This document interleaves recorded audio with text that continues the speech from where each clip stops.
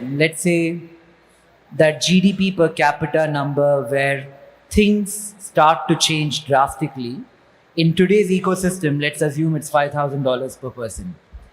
If you had to give three suggestions, three very definitive suggestions that could easily be implemented by the government that you think will go a long way towards helping this outcome, what would they be?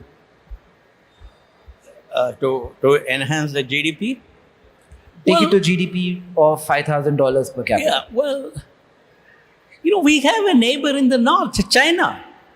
China has reached a GDP of 19 plus trillion dollars. We are at 3.1 or 3.2, 3.4, I don't know, whatever, maybe 4. Some people are saying 4, I don't know, whatever it is.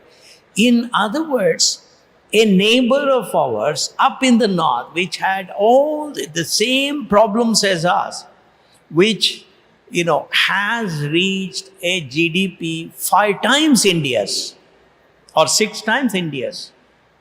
So all that I would humbly request our political leaders is to study China very, very carefully and then say what are the good things that we can learn from China and implement it here so that India too becomes, India too advances at the same pace as China, and India too becomes become a nation that has reduced the poverty of its people. One answer to that could be China of the 80s and 90s and 2000s, early 2000s, was really open in nature. You yourself have worked in an industry which is outsourcing services for a long time now. India is still not truly both capital account and current account convertible, which makes it hard for businesses like this to truly thrive. Do you think we are at risk for over-regulation? Do you think over-regulation is curtailing the animal spirits of entrepreneurs in India today? No, there is a difference between China and India. We were a colonized country for 1,000 plus years, starting with whatever Alauddin Khilji or whoever came around 980, whatever it is, to 1947. Our destiny was under the control of foreigners who did not identify themselves with our country. So it is very difficult for us to compare with China, which did not go through this kind of stuff. And second thing is that we have a different model of governance. Okay? We are a democracy, at least in voting, and therefore it's not that easy. It's not that easy for the government to push through what it believes is the best, best methods of increasing the prosperity. So this is a very complex issue, but what we need to do is, in some way, all the political parties come together, and each political party contribute a couple of intellectuals from their party, and they form a committee, and then they all sit together and then invites a few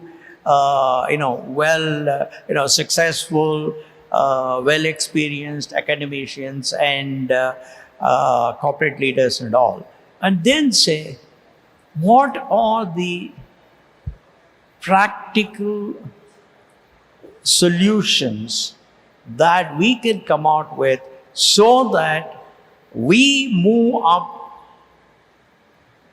to 1 in 5 in attracting foreign direct investment, not foreign portfolio investment. Foreign portfolio investment comes today and it goes tomorrow at a profit. On the other hand, foreign direct investment is where people come here to stay long. They put in a lot of money in building infrastructure. They make the companies stronger. So I think if we can come out with a report wherein we can say these are the 100 things that have made various other nations a fast progressing and prosperous country. Therefore, let's try and see if we can implement it. Now, it is very, very important whether it is a BJP government or a Congress government or a whatever, some Trinamool Congress, I don't know, whatever they are. They all have to say our country comes first and then our party.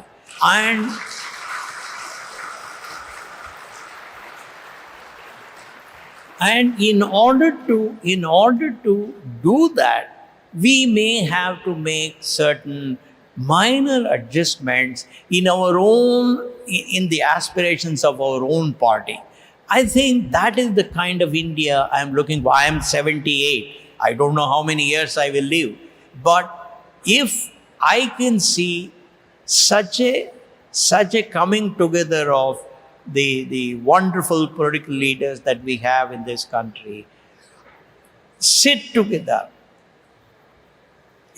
argue based on data and facts, and agree what is a reasonable suggestion, what is a worthwhile suggestion, and then say whether I am in party A or party B, party C, this is our Bhagavad Gita of business progress. And we will all follow and nobody will raise objection. I think that is the kind of India that I am dreaming of.